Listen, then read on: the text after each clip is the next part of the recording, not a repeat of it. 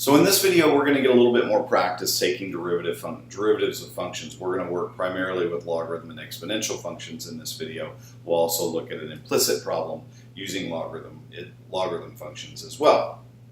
So just like in the last video, I've got a selection of 4 of them here. We're going to go through, see if we can find the calculus. I'm not going to worry so much again about the simplification of these things. They can be simplified. That's algebra. I'm going to leave that to you.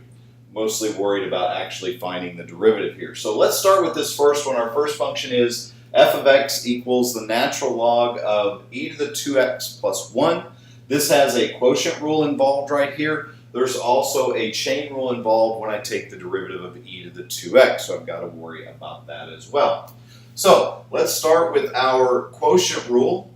When we take the derivative of this function, the derivative of the numerator is going to be, the derivative of the natural log is 1 over x times the second function, so times e to the 2x plus 1 minus the first function, which was the natural log of x, times the derivative of the second function. This is where my chain rule comes into play. I have e to the 2x, the derivative of e to the 2x is e to the 2x, times the derivative of 2x, which is 2. I'm going to go ahead and move that out front, times the derivative of, plus the derivative of 1, which is 0, so I don't have anything else there.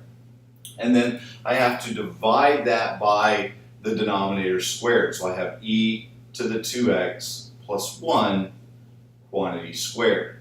Now, of course, there's not a whole lot of algebra that we can do with this one. I think really the only thing that I see right off the top of my head is that we've got a compound fraction here. That x is going to move to the denominator. So if I wanted to, I could make this 1 over x like this. That's probably about as much as we can do with that one anyway. But there's our derivative for this function f here.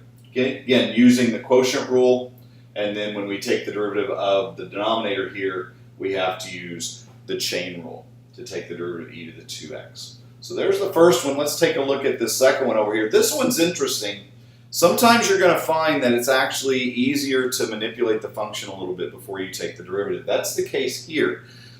This could be a relatively difficult function to differentiate. I would have a chain rule involved, and then I would have another chain rule involved here, and then we've got exponential functions and logarithm functions to deal with. This is a really, if we just go straight to the rules, this is a pretty complicated function to work with.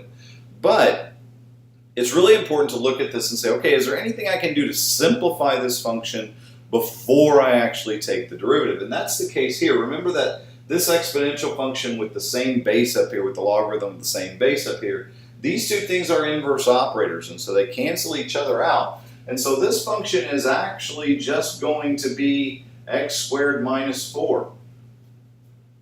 Okay, these two, the e and the natural log, cancel each other out, leaving me with whatever I'm taking the natural log of there. And now this is a pretty straightforward derivative to take. F prime of x is simply going to be 2x. Now, if you did this using all of your other, all of your chain rules and everything that were involved, when you did the algebra and you simplified it back down, you would end up with 2x. But you can see that this was much easier to do by simplifying the function first and then taking the derivative for it. Just make sure that you're doing good algebra when you're doing things like this. You want to make sure that you don't make any algebraic errors. Otherwise, of course, you're changing the problem and you'll get the wrong derivative. Okay, our next function here, f of x equals the natural log of the cosine to the 4th power of 3x. We've got a lot going on here. We've got a chain rule involved. We're taking the natural log of this cosine function. The cosine function is being raised to the 4th power. That's a chain rule issue.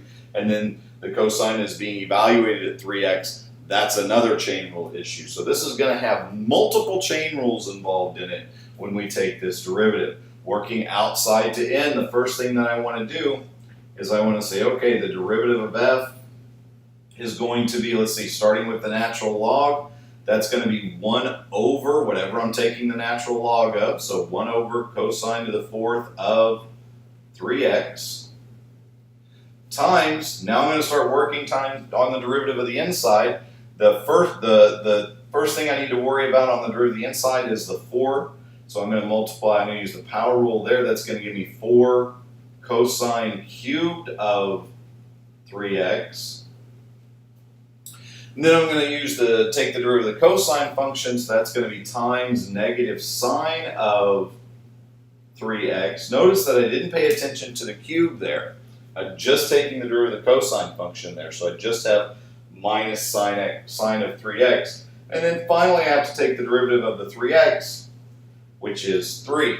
And there's our derivative. We've used all the chain rules here. There were what, 3 of them involved here. We've got the natural log, the cosine, the 4th power, and the 3x. We've got all those things that we've got to take the derivative 4 times, I guess.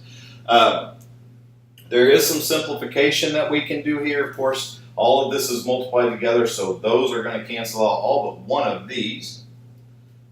And so I'm going to end up with, let's see, I'm going to end up with 12, 4 times 3. 12 times negative sine of 3x over cosine of 3x, and it turns out that actually that simplifies a little bit more. That's going to give me negative 12 times the cotangent of 3x. So this looked like it was really, really nasty, but when we took the derivative of it, we actually got it down to something that looked relatively nice here. Of course, this was some algebra here, but I wanted you to kind of see how this kind of flows down.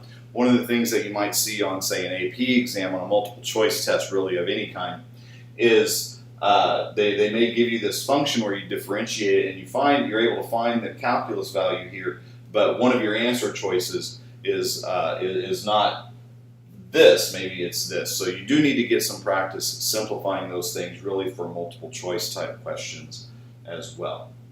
Last one we wanted to look at here, this is an implicit differentiation problem using a natural log.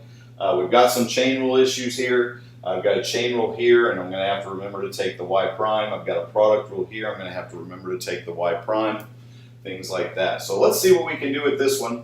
Derivative of my natural log function, of course, is going to be 1 over x plus y. I need to multiply that times the derivative of that inside function. So I'm going to multiply that times 1 plus y prime, taking the derivative of each one of those terms individually. And that's going to be equal to the derivative of x cubed is going to be 3x squared. And here I'm going to have to use the product rule. I got to be careful with this negative sign here.